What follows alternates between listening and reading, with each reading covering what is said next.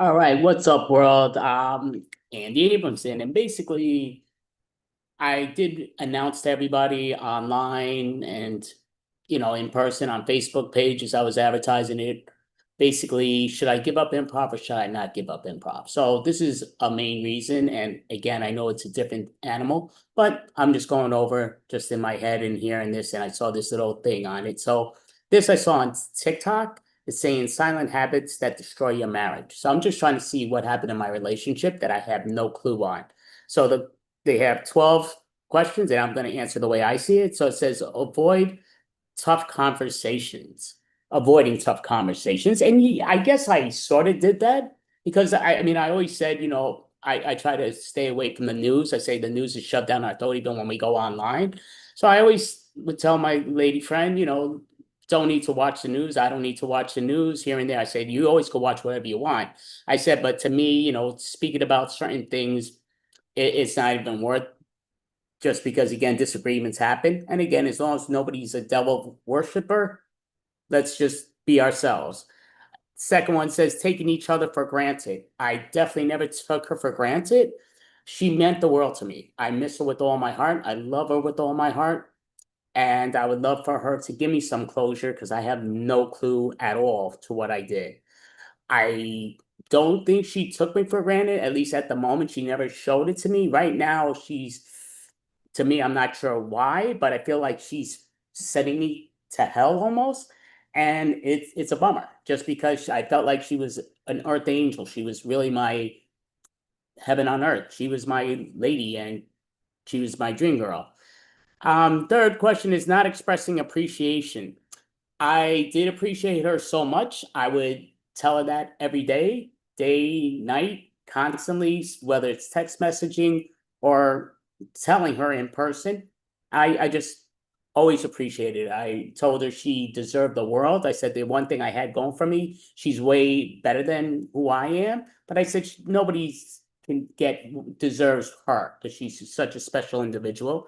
And I meant that. And obviously now being where I'm at, I have no closure. I have no answer, and that confuses me. So I'm hoping, again, to me, I'm thinking possibly that I was drunk and I was saying this on Zoom with some friends online, and she said that I was saying something, but supposedly it was the icing on the cake. And to me, I like drinking, but I would never take another alcohol of anything in the planet if that's all it takes for her to speak to me. So that would be not the case. But going to the other one now, it's just prioritizing everything over your partner.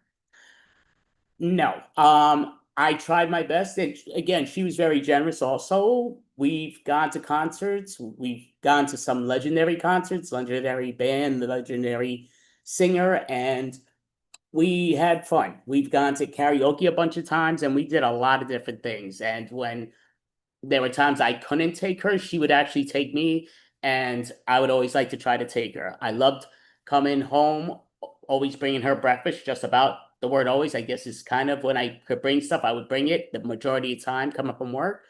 And she would a lot of times order out to bring dinner, and she would order me stuff, which was awesome. And, I felt like we were working great together with that. Lack of physical affection, I guess there's a possibility that, yeah, I did tell her that, yeah, because of like, I'm not all physically there, but everything to me, I loved her from head to toe. She meant the world to me. She's spectacular and she meant everything to me. So I'm hoping she would just even reach out to me because she was an amazing partner to me, the most amazing individual. And she was such a spectacular friend. So I never wanted to lose either one, but just to close the door on me, I don't get it. And that's why I don't know if I could make it much longer. It's just a real annoying thing. Constant phone distraction. Not really. Overall, neither one of us was on the phone too often. I mean, there were times she was on it, and again, it's just during shows. And one that I would say a lot of times when we're eating, that it amazes me how people could be sitting together with 10 people and they're all texting other people or even texting each other. And it's like, you could talk in person. People don't like doing that. But when we watch shows, a lot of times she would be speaking with family. I never had a problem with that whatsoever. I never have any problem with somebody speaking with family here and there, but I mean, like, even to the point, like, I'm like, and if it's other people, you can wait to the commercial, or I'll pause the show, and it was just me trying to show courtesy, but that was how I felt, and I wasn't told differently. So if she thought that, that's not my fault not knowing that. So the next thing is expecting them to read your mind. I think she did. Again, I'm a big time improviser, and I always tell people overshow what we're doing, don't over here and there. And I don't like to over explain, but I like to, make things simple if they seem to be working. So be it. And I do feel like she's an individual that a lot of times she thought she told me something, but she wouldn't. Like, even if she didn't look like things were going well, and I asked her how she's doing, she'd be like, "This, I'm okay. How are you?"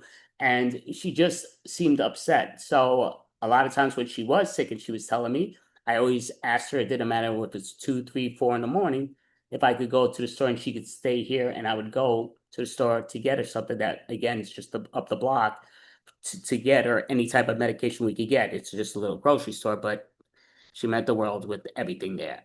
So, comparing them to others. Again, I'm not one that would flip my head looking at other women walking the street. Never did that except one time, and it wasn't me flipping my head. We were sitting down, I believe, if I remember correctly now. But she actually was looking at an individual. Oh, we actually might have been standing up. It was a plate by a table, and she's just looking over at one lady that was just really nice, and she was very pretty and all. And I told her, I said, see, you're looking over at her. I said, she looks great in that gown, but I said, you look amazing. I said, you blow it out of the park, and just very truthful. And that wasn't just a line. That's how I really felt. To me, she's the most beautiful woman on the planet. That's inside and out, from her heart to her outsides. Um, Three more only, not making time for each other. We made plenty of time for each other. And maybe that was a downfall, that I just gave too much time, but I would give nothing else. Like, we went to some of my friends, some my family here and there, and tried to go seeing what's what. And I wanted her to have such a great time, and it felt like she seemed to be enjoying it. Two more to go. Criticizing more than complimenting. No. I guess my big downfall, again, I'm an improviser and been a long, long, long time. And I always love to tell people the difference, and a lot of people don't understand this. And I say these in my dropping classes that are online all the time, that criticism I don't like, but constructive criticism I like. Two different animals, but sometimes people just take part of that word and they're hearing it: criticism, criticism, criticism, and it beats down their skull. And it's not criticism, it's constructive criticism. And it's just, again, it depends on what's what, but in the improv world, that's all I'm saying. And even, like, yeah, if somebody gives you a constructive criticism, it's not a bad thing, especially if it improves the way you're going. And my last thing here: keeping secrets, even small ones. To me, keeping secrets, I felt I told her everything that I needed to tell her. And I will say, just like even sometimes people say, prior um prior relationships we were in, I did mention in the past that I have no interest to know about past relationships. And I mean, she seemed to go with it. So to me, I just have no answers. And I would love if she just would reach out to me so we could even speak for so much.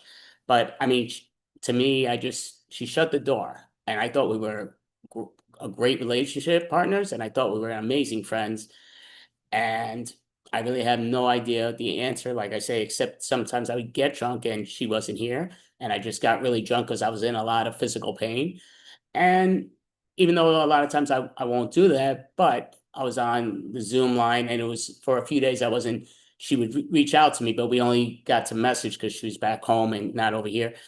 And it just, yeah, so it did take a while, but lied beating to death in me, but I never have a problem or seeing family. Again, I'm a big family man, love my family, big fan of, friends. We have some really great friends that have been helping me. So anyway, my whole point is I'm trying to decide officially on the set date, but we're in March. So the first week of April, I'm thinking of giving up improv. And that's all together. It's not like, oh, take a break. That won't be the case because if I give up improv, I'm giving up everything and it's just a done issue.